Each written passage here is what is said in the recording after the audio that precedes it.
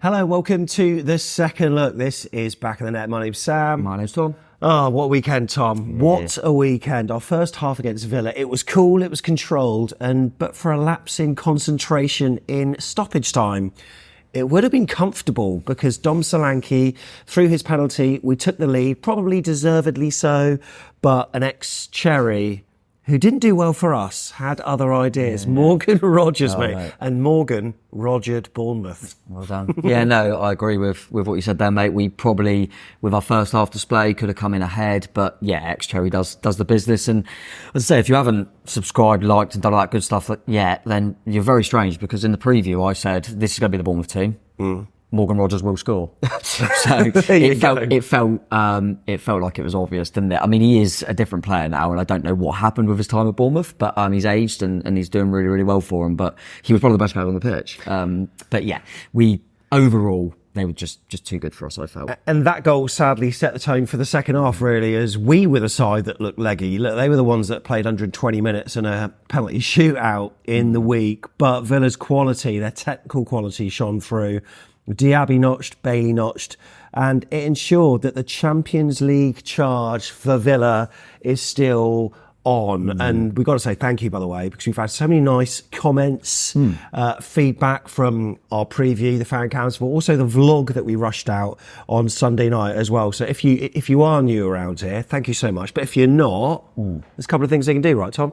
Oh, like I said, mate, you've got to click that subscribe button. That's much appreciated if you do so. And like this, click the old bell and you'll see when all the videos are out. But yeah, really appreciate all the nice comments so far anyway. We are at the QP once again. If you aren't coming here before the game on Sunday, you need to make sure you do. The reason why, there's a cheeky little raffle that goes on. So basically, buy a drink before the game, you get given a raffle ticket. Keep hold of it, come back afterwards, because you know what they can win, Tom? What can they win? First prize of £100, second prize of 50 quid as well. And look, there is news of an end of season party. Will we say it on the show or will we reveal it later on? Either way, it's going to be huge. But thanks to the Queen's Park Hotel for putting us up. I think a couple of people came here for a roast dinner yesterday that won the competition. Was it Harry and Tracy? That's right. Some more winners, mate, were here. And, we might have some more in the future. But yeah, really nice of them to pop down. And yeah, definitely get in here, mate. And as you say, maybe a little end of season do after as well. Live music too. Cannot wait. Right, let's take a look at the league table there. And look, Villa's win was crucial, really. Spurs have got 2 games in hand, but they are 6 points behind. It puts the pressure on. Spurs have got some difficult games ahead, not least one against Arsenal that they'll be not looking forward to, or maybe both teams won't, because it's crucial for both of them. Maybe a North London derby hasn't meant more to both sides in a long time. But look, Bournemouth, unlucky for some, we're in 13th at 1 point on Sunday. We were in 10th position, still behind Gary O'Neill's Wolves, so that might be a talking point ahead of the preview that's going to be out pretty soon, Tom, because we've got a quick turnaround. We talk about Villa's players maybe being leggy. We might be, but then if we do what they did against us, we'd be happy on Wednesday, right? Yeah, very true. Let's face it, if we're going to beat one of the Midland sides, we'd rather beat Wolves, right? Oh, absolutely, mate. And also the fact, obviously, it's a point in it now. So they obviously were unlucky, but they lost to Arsenal. So yeah, we're a point behind Wolves. So it's a big one for the movement in the table. And Villa, like you say, it was a big game for them to stretch that gap. And as you say, Tottenham have got the 3 teams in the title charge still to play. So you'd be very surprised if they won them all. So Villa are in a good place, and they had to look at Bournemouth at home, despite the fact that they'd just been in Europe, to get the job done. And that's exactly what they did, mate. And they'd probably look at it and go, professional performance, we were the better team, and we'll look at it and go, we're just not quite there yet. And they've got back up the form table as a result as well. They've crept above us. There they are in 6th position. Bournemouth in 7th. Villa recently have been really good to watch, and look, we witnessed that first hand on Sunday. So look, it was a interesting day, wasn't it? Because it was a Sunday 3 o'clock kickoff. Used to them on a Saturday, but we thought, what pubs can we go to? If you've seen the vlog on YouTube, then you'll know what dilemmas we had trying to find a pub that catered for fans in a red and black shirt. But alas, we went to one on the outskirts, didn't we? But it was all right. But whilst we were at the pub, we got the team news, Tom, and I'm bored of saying this, But you were bang on. I'm bored of saying it. I was 11 out of 11. Yeah, it's probably helping a few injuries. But yeah, I think the only real talking point I felt, and we said in the preview, was would Semenyo be ready to start? I kind of, even though they're different injuries, I kind of alluded to the fact that Sinisterra was kind of started against Man United and had to come off injured, and I wonder if he would have been a little bit wary. And also the fact that Kirk has done really well further forward. And also Iraola has said categorically that he doesn't always start his best 11, and you can see why. Semenyo's impact against a side that might be a bit leggy after 60 minutes, it probably makes sense. So maybe that's what his thinking was. Yeah, I know Villa fans that I spoke to, when they saw the teams, went, oh, I'm a bit worried about Semenyo coming on like the hour. But yeah, alas, didn't kind of affect anything. But yeah, and as for them, I was close. I was 10 out of 11 on them. I didn't think Matty Cash would start the game. He did, and at the start of the game I was really pleased he did because he gave us an opportunity to take the lead. But yeah, yes, they've got some suspensions and injuries, but a lot of them players played a lot of football in France on Thursday, and it didn't really show because they grew into the game, so credit to them. But yeah, wasn't wholly surprised with either of the two lineups, really. It was a beautiful day in the Midlands, wasn't it? And we got into Villa Park quite early, I think even before sort of 2:20, 10 past 2 or whatever, so it was nice to get in there early, and as a result we had taken our seats quite early, and we could witness and experience and feel the pyrotechnics that was going on. My God, they're hot. It's so weird, those things, because they're so far away, that yet you can feel the heat on your face. I thought my eyebrows might have got singed at one point, but alas, still there. Maybe my hair was, I don't know. It doesn't seem to be there anymore. I'm not sure about that. Keeping this hat on. But it was nice to get in early, experience the atmosphere, and we'll touch upon this on the YouTube channel on an away day review. And there's a clip that's been clipped up, by the way. So whoever did it, thank you. Are we going to come for the copyright money? No, we're not. But it was so nice of them because, I just said what I felt, but it's been shared around social media. And they were some of the loudest fans that I think I've heard this season. Yeah, I said to you, didn't I, that we do, obviously, the away day show, which will be coming. So that's another reason to subscribe, Villa fans. But, yeah, we talk about a load of categories of things, as you know. And often, and we always say it's the same at us, we're not the loudest at home either. But often it's quite difficult for home fans to get an atmosphere going, and quite often I feel like I'm going, I thought they'd be better. But it helps that they're in a party mood as well, doesn't it? And I did anticipate that they would have a decent atmosphere because of that. And yeah, they were very good before the game, and and the Villa players deserve that, particularly Emi Martinez after what happened in the week. So they were very good, I thought. And when they all get going, it's obviously a big stadium, and they really got it going well. So yeah, it was nice to see that before the game, and Villa are in good spirits at the moment, mate. I mean, listen, they're favourites to get fourth, and you think of all the clubs and all the money being splashed around, they're going to be the fourth best team in the country, and they could get European silverware. I mean, it's a hell of a season, and if they do both of them, can you look past them as manager of? I don't. Well, think no, can. That's right. When we did our preview, we said a few things. Obviously, you got the teams correct. We showed the Sky Sports graphic where they predicted the league table on their previous Super Sunday by saying that Villa's goal difference will go up by 2. It did. And also there was another thing we said, in that this is almost a Watkins versus Solanke match. And it was. And each shone in their own different way, didn't they? Dom with the penalty. And whilst Ollie Watkins didn't notch, what a performance from him. That player, man. Awesome. Yeah, I saw on the Villa X account as well that he did get their man of the match on their voting from their fans. Complete striker. Obviously, kind of tongue-in-cheek said that I'd rather Solanke. I think they're both important to their team, so important to their team. But Ollie Watkins is the complete striker, and I think if Villa fans probably don't realise enough that Zabani's been one of our best players this season at the back.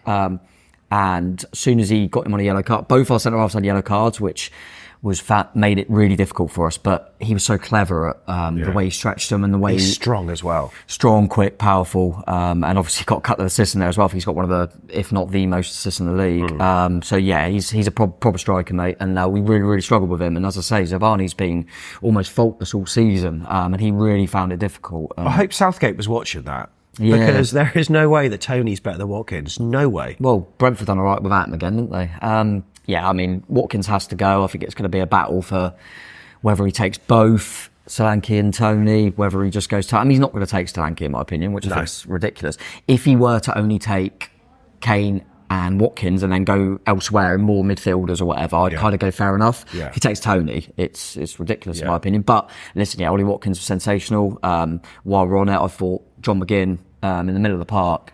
I've never seen a player look, this meant respectfully, look like he should be rubbish at football.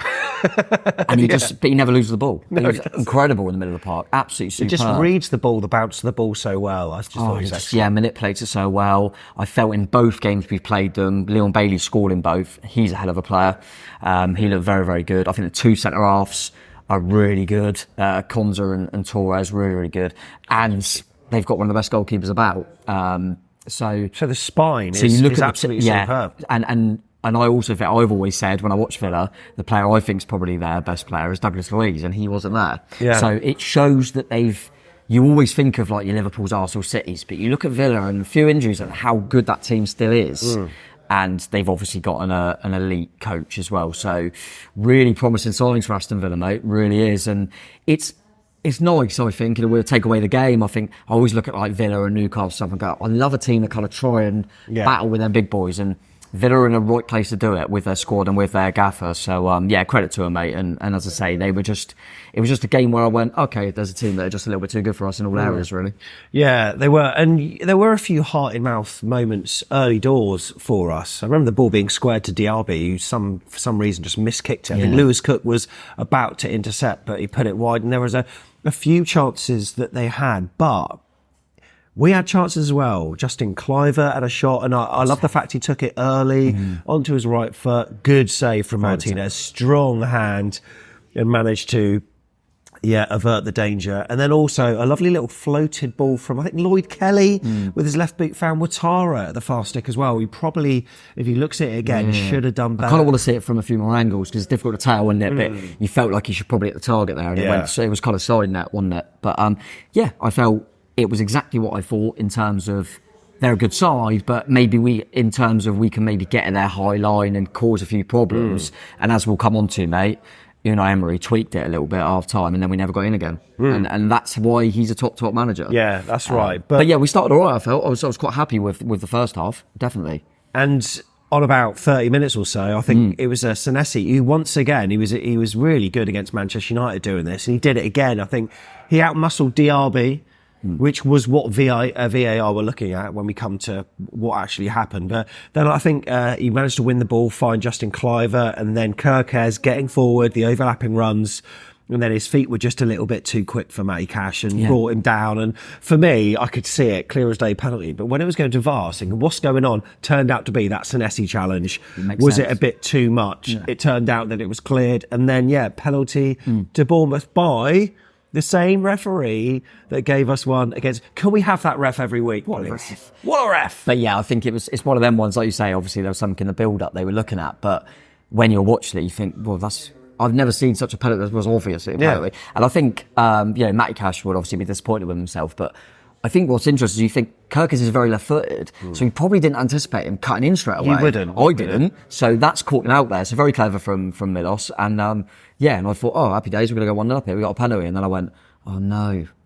Literally a couple of days ago, Amy Martinez was the hero from penalties. Yeah. But I tell you what, the pressure. What I was about to say, it took ages because not only was there a VAR check, there were some issues outside the box with Ouattara trying to just get next to his marker so we could get in the box quicker for any potential rebound, and that added some more minutes to it. So I don't know what the delay was. I probably got it on the vlog footage. It felt like 3 minutes or so, maybe even more, in front of the whole end as well, with all of their fans singing Emi Martinez. But the penalty itself, excellent, was one of those perfect archetypal penalties, wasn't it? Yeah, unfortunately, if you don't send Martinez the wrong way, the only way to score is like that, and it's a hell of a penalty. And like you say, it wasn't like top left, but it was kind of high enough. Yeah. And as you say, a lot of time to think about it. The fact he missed his last penalty, the fact it's at 0-0 is a crucial moment in the game. The fact that the goalkeeper he's up against, Dom would have been thinking, he's literally a few days ago been a penalty saving hero. Very, very impressed with that. They actually showed on the highlights package that I was watching, they showed his last 5 penalties, 2 of which were misses. So what was the last one before that? It was over the bar. He hit the one over the bar against Sheffield United. Yeah. Missed the Blackpool away. Blackpool away. So that was the lot I was about to say. Yeah, missed the Blackpool away. Yeah, and I think that was like a tame one that the keeper saved. Yeah, it was. Yeah, really tame. We won that game anyway, so you probably don't think about it too much, fortunately. Yeah. But so I think when you put the mental side into it, you never know. But I always think, would Dom of the last few seasons have scored? Do you know what I mean? So really, really impressed with him, and sat us in good stead. And then I thought, right, let's kick on from here now, because we really did. They've got to come out a little bit more. Dom went through. I think someone played the ball through. I think Lloyd Kelly actually just lifted it over with his left boot. And I can see why Dom, a player in confidence who's just scored against one of the best keepers in the world, wanted to keep hold of it. But, Dango Ouattara was screaming for it on that right flank. And all it would have needed was a ball into the box. But he kept on going. But Konza, what a challenge, by the way. Another one, we talk about the Dom Solanke, Ollie Watkins thing. Is there many centre-halves? We always say about England, don't we? Struggle a little bit of centre-halves. Are there many English centre-halves that are better than Konza this season? I don't think there are. I think he has had a few call-ups, and the fact he can play full-back helps. Obviously the situation with Ben White with England as well.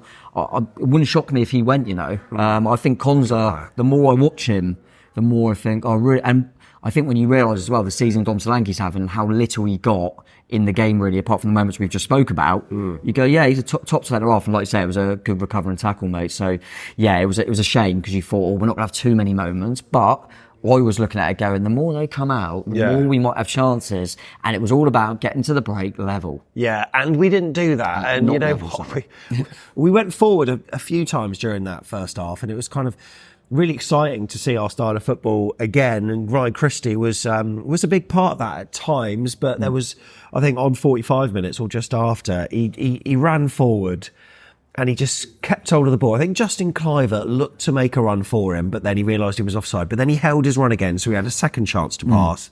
He ended up losing it.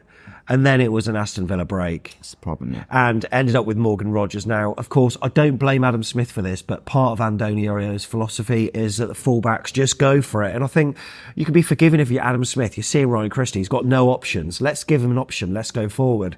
When Christie lost the ball, Adam Smith was way out of position. The ball was eventually worked forward to Morgan Rogers, who had the freedom of the park. And whilst he did his best, he did almost what Kirkes did the other side to win the penalty. He cut back onto his right foot, but he managed to then put it high into the net, past Neto to concede. I don't know what's happened to that guy. I don't know what's happened. We've said it enough times. But it's crazy. He's a superstar now. It is crazy, mate. How much did they pay for him? It was like 8 million or something ridiculous, wasn't it? I don't know, something cheap, yeah. But no, fair play to him. And as you say, I think you're right. It's the way we try and play, which I'm all for. Are you annoyed he celebrated? No. Couldn't care less. But yeah, I think the fact it wasn't only that the fullbacks always bomb on the way Andoni plays. I think we noticed quite early, didn't we? You looked at the way we set up and you thought, maybe Kelly will tuck in and Kirk as a play. But it was more the other way, wasn't it? Yeah. Smithy was coming in and Ouattara was kind of having to be wing back at times. Yeah. So I think Smithy was always going to be a little bit narrower as well. Yeah, that's right. At times it looked like a 3. It did, yeah. We were trying to do that a little bit, and it meant that Rodgers had a little bit more freedom as well when he burst through. But you got credit to Rodgers. He was playing that 10 a lot of the time as well. So he done really well. And he's a different player, mate. He was a different player when he went to Borough. He's a different player at Villa. They look like they've got a hell of a player on their hands. And I just can't get my head around it, because I've never seen a player so bad. Well, I know why. Go on. We know who his manager was. Scott Parker. And I was reading, right? Back, Scotty Parker. I was reading Football 365. The worst managers in Premier League history. He is number 1 with 0.77 points per game. There's a full list on Football 365 of the top 10. Chris Wilder has just cracked the top 10. Well done, Chris. Scott Parker is number 1. But what the only thing I'm going to, it doesn't surprise me, but the only thing I'm going to say in turn is that Morgan Rogers was with us in the Championship. Yes, of course. So what surprised me even more is that, but that's a league below. How was he that? And maybe it's one of them. He was a bit younger. He's still young. So you think he was a few years ago, he was with us. A few seasons ago, sorry. So I think it's just one of them. He's obviously developed well since then. But for us, as I said on the preview, mate, and Villa fans, won't appreciate. But when he was with us, he would literally just come on and lose the ball. I mean, he was absolutely atrocious for us. But we've got players like that now. Yeah, but don't get me wrong, we got no hard feelings for him. It just didn't work. We still got promoted that season. But he didn't play a lot of football. And yeah, he's now looking like a really good player, and fair play to him. And he's going to come in out the side because he's still young, but I think Emery's given him a bit of responsibility there. He could have easily put in another midfield player and maybe been a bit safer, but he's the type of manager that will give Rodgers the chance. So yeah, credit to him. And now he could potentially be lifting European silverware, which is just madness. But fair play to him, and he's young and English, so I'm all for him doing well, mate. Yeah, our XG was better at half time, 1.12 versus Villa's 0.61. So you know what, I was feeling okay at half time despite the 1-1, because I knew that they would tire. No, they didn't. They didn't whatsoever. And look, we'll take a look at the match timeline here on screen, and there are a few things to take note of, because there were a few early bookings in Adam Smith and also Marcus Senesi, which may have prompted a few changes. Now, Max Aarons came on for Adam Smith. Early in the second half, Ilya Zabani also got a yellow, which may have made him a little bit timid when having his one-to-ones with Ollie Watkins. And that's why he also later on takes off Senesi, doesn't he? Exactly. But after Ilya Zabani's booking, Moussa Diaby goes ahead on and scores to make it 2-1. And you know what? It's so frustrating, because there were moments in that second half that I noticed that we had chances that were very similar to the one that Villa converted, but in the final third, our last ball just wasn't as good. They got more quality, But for them, it was just so much better. And by the way, Morgan Rodgers, right? I think we've just done our Morgan Rodgers bit. We have. He had so much space in the middle of the pitch when he picked the ball up. It was absolutely ridiculous how much room he had. So this was the ball that was fed to him, and then he manages. Look at that! There's a great big circle around him, really. And then he plays Watkins in, and you can just slip in Diaby. Yeah, and listen, this is going to happen a lot with the way we play, for sure. And it's the risk we take. I think what we're probably noticing is against the bigger teams, and I'd include Villa in that. They're fourth for a reason. Against them sort of teams, that's where you think, Tyler Adams would help. Yeah. I don't think it all the time, because I think the way we play and we're quite brave. I think Christian Cook has been absolutely magnificent. But there's certain games against this level of opposition where I think both centre-halves, particularly on yellows, need a little bit of protection in front of them, just in that little hole. And I think Tyler Adams is someone for these games, particularly away from home, that would fit in there lovely. So I think that was evident yesterday for sure. So we're more likely to concede these types of goals because we've got this philosophy that we've got all the time. Because it was basically a carbon copy of the first one, really. Yeah, they need a quick counter attack. Yeah, if we don't make the right decisions when we're on the ball, and we're trying to be aggressive, the turnover will be pretty quick. And the problem is, if you've got both centre halves not really able to engage as much because they're both on bookings, and I thought they were, that really did hurt us then, and you've got the quality of Morgan Rodgers, but in particular Ollie Watkins, and then Diaby's pace running through is very, very difficult. So they've done everything right, and as soon as Watkins got it and played the ball through, it was inevitable what was going to happen. You know what I'm thinking? Both of those goals were relatively near to half time, one of them around half time, one of them 12 minutes into the half. Did you see both goals?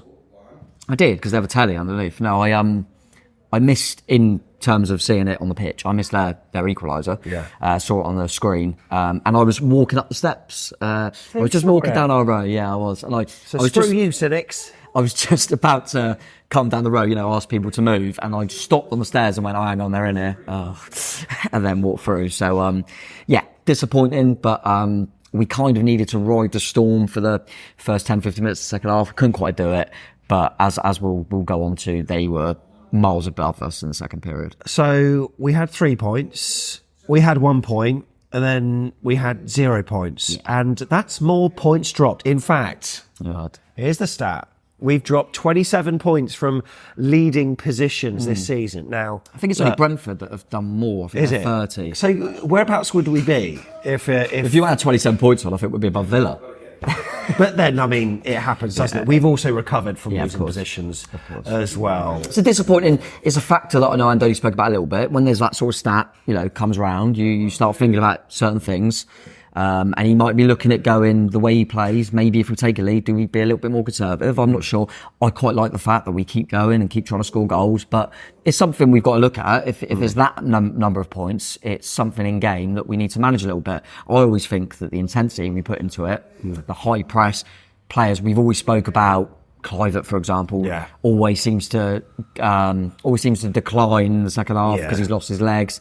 If that's happening a little bit too often, maybe that's why we're, who knows? But then equally, it wasn't long ago we're going, God, what happened at half time against Luton? So it is what it is, mate. But unfortunately, that's a stat that's starting to rear its head a little bit now. And if we were to go one up in one of the remaining games this season, it's going to be in the back of our heads, isn't it? So we had chances to equalise. I remember Ouattara from a Christie cross at the far stick that Martinez did well to save. I think a few of them were lining up at the far post, actually. And Ouattara was the one that managed to rise, but good save from Martinez. But look, you just wanted to keep it at 2-1 as long as you do. And see if you bring on Unal, see if they might get nervy, see if you can nick something. As soon as they got the third, done. Yeah, and it was Bailey that got the third goal. And by the way, I really like him, by the way. Look about Bailey. I think he's a really good player. Yeah. But Watkins, I mean, that yellow card obviously was playing on Zaba's mind because he was out-muscled by Watkins, who was the star of the show in that goal. I know that Bailey was the one that put it back in the back of the net, but it was put on a plate to him by Watkins, who did so well. But there are questions that need to be asked, and if you watch the fan cams, you might know what Tom's got to say about where we went wrong with this goal. And I mentioned, or tried to mention on the vlog as well, that there have been Echo articles this season that have been talking about various players, one of which was about Neto and analysing every single goal that he's conceded. What was his fault and what wasn't? Was that one that you could say that's down to him? I think he's got a massive part to play. I don't think the result of all 3 goals are massive Neto errors. No. I think there's a lot to do with it. There's, we get caught out in a number of positions. So I'm never going to say it's all the goalkeeper. Definitely not. I personally, look, this is my opinion. I don't. It's difficult because when you feel like you're criticising the same player, you don't want it to look personal or anything like that, or taking it too far. Just don't think he's very good, and that's just my opinion. And I think that's fine. I think if we're trying to get to a certain level, I think we need a better goalkeeper. I think that, put it this way, I think they're a better team than us, Aston Villa, by a long way, as you can see in the league table, as you can see by this game, etc., etc. I personally believe if you switch both goalkeepers, we get something out of the game. And what I'm saying by that is that it's not, if you just look at the highlights, you might think that's harsh, which I get. If you just watch Match of the Day, yeah, I get that. All game, when we try to drift the ball in, Martinez just comes out, catches it, no dramas. They cross a few balls. He went for a punch for an easy catch, don't know why he went for a punch, and missed it at one point. He just, everything he tries to punch, he doesn't catch anything. A lot of Villa fans were messaging us, a few Villa fans I know, saying this goalkeeper is, and that's from them. Yeah. And no, I wouldn't be comfortable saying that any of the 3 goals are a massive goalkeeping error from Neto. What I would say is, do I think Emi Martinez, if he was in Neto's position, makes all 3 of them goals harder for the attacker? Yes. Yeah. I think the first goal is a good strike from Rodgers. I think Martinez is closer to saving it. Would it still go in? Potentially. He hit it well. The second goal, do I think that Emi Martinez, or any goalkeeper in the Premier League actually, makes it harder once Watkins plays that ball for Diaby? I do.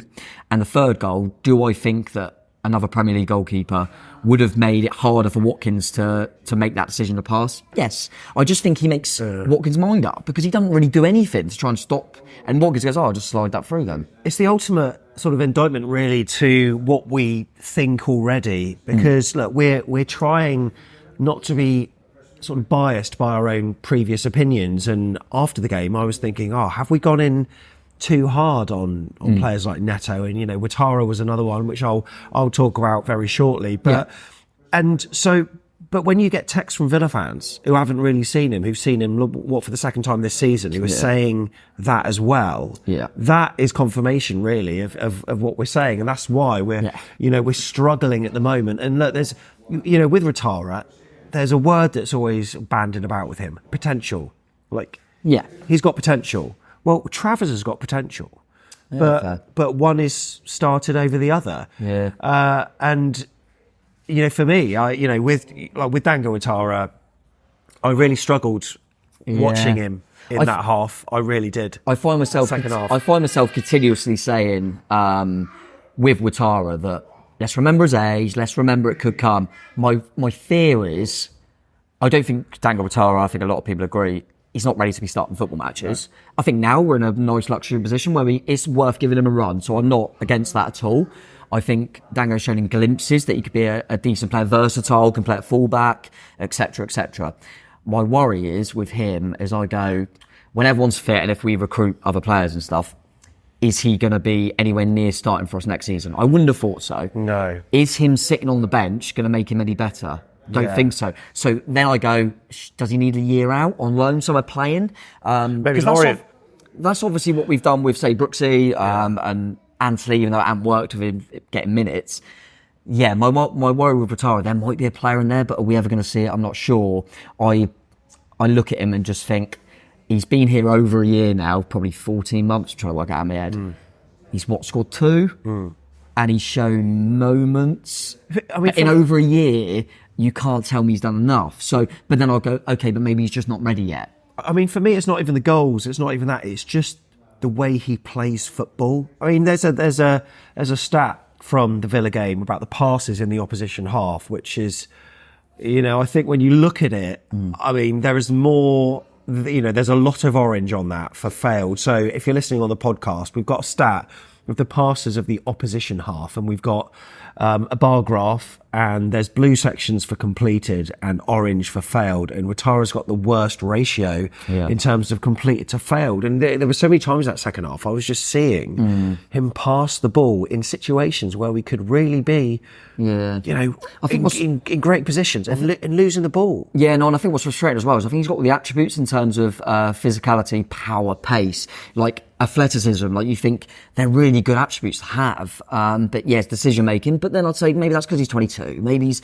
decision making ain't there yet. I mean, okay, I'll throw another stat at you. Take-ons, play, like you're taking on players. I think he failed them all, didn't he? He failed them all, but I mean, in the same breath, you could say that Kirkes did the same, but he's not a natural winger. You could say, and I would argue that that's his job, isn't it? And I'd also argue that take-ons, the stat I'm putting, that I would say that Kirkes should have a blue for taking on Cash and winning a penalty. Yeah, but that doesn't come into it. But yeah, I agree, mate. I don't want to going too harsh on no, I don't either. But he's still a young player that I'm hoping we'll see something from. At the moment, I don't think he's quite ready. But this is it though, right? We're all hoping with Watara, but he plays every week. Neto, we've seen time and time again him, punch the balls when he should catch it, shots that he should be saving, him being almost on his line when he should be outside of his box. So Travers is a keeper with potential, but he doesn't seem to be in the equation. I can't.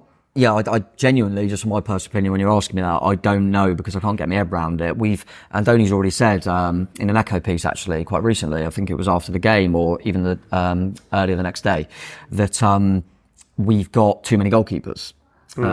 We had 2 goalkeepers on the bench. One of them was young Callum McKenna. We've also still got Radu. We've got Darren Randolph, apparently. So we've got all these. Will Dennis doing really well out on loan, obviously. So we've got probably the most first-team goalkeepers in the league, potentially, and none of them are being deemed good enough to have a cut the games. So is that how bad their mothers are? I can't believe. Surely that. Now's the time. But then look, playing devil's advocate in terms of clean sheets, Neto is up there, mate. But really. No, he's got a few clean sheets, and there are a few one-off games where we've kept clean sheets for sure. And he's had a few games where he's done all right. Well, I'm not disagreeing with that at all. My personal opinion is he's not a very good goalkeeper. He's not good enough for a mid-table Premier League side, which I like to think we are. Would I take? I'm almost getting to the point where I'd take every other goalkeeper. And almost every other number 2 ahead of Neto. I look at virtually every club's number 2 and think they're better than Neto. That's just my personal opinion. I don't know the guy. I think there's a reason why I've said this before, he's obviously been number 2 most of his career, if not all, till now. But that's also, you could play devil's advocate and go, that's because he's bloody good in the dressing room, he's a leader. There's a reason why he's been given the armband. We've got a lot of experienced players. You look at, Lewis Cook, Adam Smith, Lloyd Kelly's had it before. There's a lot of players that potential captains there, but they give it to Neto for a reason, and the staff know that. But for me, that also means, okay, you're the captain, you're one of our highest earners, you play every single week, you've got to get criticism. If I got this point today and it won't pour very well, and then the next time I come in here it won't pour very well, and the next time I come in here it won't pour very well, I'd ask questions. And that's all I'm doing. Thankfully we're at the QP, so it's poured wonderfully. But I'm not having it. I'm not having that he's good enough. I don't see it, mate. He absolutely frightens the hell out of me every time they put a ball in the box. What I want to say quickly, is because we mentioned about it's horrible because you don't want to ever feel like you're singling out. And you said about Ouattara and obviously Neto, who are two that we speak about a lot. I always am quick to say, I don't think Smith gets enough credit. We've said this loads of times. He's so consistent and he never seems to get credit because he's been here ages. I thought he had a shocker. I thought Adam Smith in that first half had a shocker. And I thought Aarons, who come on for him, I'll give him a bit of leeway, he's been out for a long time, who come on, had a shocker. Yeah. And I thought both right backs had a really bad day. Yeah. So I just want to put it out that I'm very much like, Smith never gets enough credit. He had a really bad game. Yeah. So I think I do the player ratings on our Telegram if you're a monthly supporter to us. And on there I said, Smith and Aarons were two of the worst in my opinion. So, and they're two players that I really rate. And Smithy, I love and adore him to bits. If he has a bad game, I'll say he had a bad game. And Smith was all over the place, got a silly yellow card, and was getting torn apart. So I'm more than that. Do you know what I mean? I love Smithy, but he had a bad game. He'll know he had a bad game. It is what it is. And I thought it was evident that when I started going through all the players, I went, I thought Kelly and Kirkus did all right. So I just felt we were a little bit stronger on that side on this occasion. Yeah. So Smithy, Aarons and Ouattara, I thought struggled more on the other side, and that's just the way it is, mate. I unfortunately, I think we'll look at it more in other games because I think at the end of the day, nearly in every department, Aston Villa were better. That's top bottom of it, mate. That is top bottom. So on fan cams, a few of their fans were losing their heads. Not as much as Nottingham Forest were. What on earth? I need to talk about this because a lot of people are talking about this tweet that they put out, and it's like, is this real or is this fake? What was this tweet all about? This was when I saw it because I was at the game. I'm thinking, there's no way. I glimpsed it and I thought, it's a parody account. It's got to be. I honestly can't believe this is a football club. This is unbelievable. This is embarrassing. And obviously Neville and Carragher and that are proper going in at them. They had some bad decisions go against them, which every team gets, and we get it a lot, and it's shocking. And another question for VAR and the referee and kind of quality of officials in this country. But what Nottingham Forest tweeted out was just absolutely embarrassing. And I think a few Bournemouth fans and a few others alluded to the fact that, do you remember when they got promoted? We watched the game together, I remember. They beat Huddersfield, was it? Yeah, that's right, yeah. And VAR absolutely done them a favour. And afterwards, they were all celebrating, going, we're going to the Premier League. And they were all going, we love VAR. And there's a great clip of them chanting about how they love VAR and getting promoted. And how do you like them apples? I love Dave, Nottingham Forest fan, he's on the channel. Love him a bit. Nottingham Forest, fuck it off. Well, you know what? He, to his credit, has been saying that he's absolutely disgusted by what's happened this weekend. He talked about be the embarrassed. He is embarrassed as well. So Dave does agree with you on that. But I don't get me wrong, they were awful decisions of the game. We watched it sparingly because it was a game before ours, the Everton game. They should have had decisions go their way. They still didn't do enough to win the football match. No. And over the course of the season, they haven't done enough. Everton had a lot more points deducted. They haven't done enough. I'm always like a Phil for Nuno. I mean, he had to be like a Wolves manager, which is always a bit rank, isn't it? Wolverhampton, which we get the joy of going to shortly. He also done a little Spursy, and now he's at Forest. I mean, I do feel for him. It made me laugh after the game anyway, seeing all that. But it's a wider discussion about officials, blah, blah. You can't question integrity. Of the fact they said apparently the VAR official was a Luton fan is just outrageous. It's an outrageous thing to say, and they should get heavily sanctioned for that. Well, we had a game refereed by a referee that had played for Bournemouth in one of our games this season. That's bad. And you know what? Our opponents that day didn't make a whisper about that. You know, we won the game. Who was it against? Do you remember? Luton Town, 4-3, Sam Allison. It wouldn't be Luton though, because they're a lovely club. Exactly. Lovely. Luton fans are fine. Rob Edwards, by the way. And Rob Edwards. Sorry, I can't do this every time. What a guy. And quick word for Coventry. Unlucky. Oh, mate, we were walking back. I left the ground and I go, man, you're 3-0 up. We started walking back to the car and I went, it's 3-0. And then we got in the car, I went, they won it. And then we quickly got it up, didn't we? And we were like, oh, it's been disallowed. And then really felt sorry for them, but on the shootout. But yeah, fair play to them, mate. And I saw players like Anthony celebrating in front of it, like honestly. Who, by the way, I saw someone, sorry, I didn't see who tweeted it. I saw someone put out there about Anthony for Man United.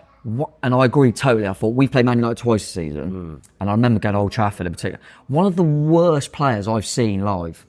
Absolutely atrocious footballer. Walks around, stroppy. The culture doesn't do anything when he gets the ball. But I tell you what I want to give credit for, on the reverse, Harry Maguire went over to every Coventry player and shook their hand. Oh, did he? He showed class, whereas Anthony showed embarrassment, Oh, fair really. play. So they were saying that a lot. But yeah, Coventry, respect for them. And there's a lot of Midlands chat here, isn't there? Yeah, there is a lot of Midlands chat. And you know what? Birmingham are doing well. Our fine Birmingham are doing atrociously. Are they in the relegation zone? I think they are now, yeah. I think they are now, which is great to see. So I'll tell you what. I do that when I'm excited. It must be the best club to support right now, Aston Villa. Yeah. Oh, yeah, it's got to be. They're in a European semi-final. They're going to the Champions League. Birmingham are going down. Nottingham Forest are getting laughed at. Wolves, I mean, they must love it. Yeah. We don't need to big them up anymore. Nah, however, that said, we'll just do our quick man of the match. You've done yours on Telegram for Bournemouth. Let's just do an overall man of the match, including Aston Villa as well. This is using who scored. So it's a statistical based on goals, assists, whatever. Statistically, the whole game's probably going to be Ollie Watkins. Is it? I reckon Bailey might do quite well. Let's have a look. Yeah, go on. It's Leon Bailey. Ollie Watkins was right up there. So because Bailey scored as well. Yeah.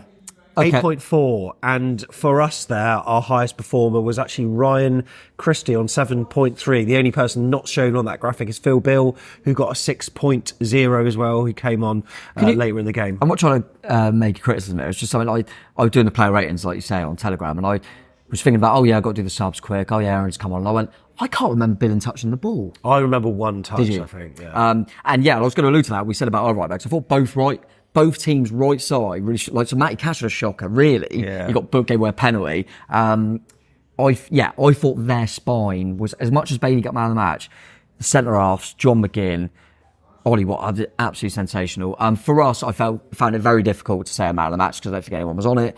I actually thought on the eye test, the left side was better, so I would say Kelly and Kirkes were right. Statistically, I think Christie does well for us, and I think that's because he covers so much ground.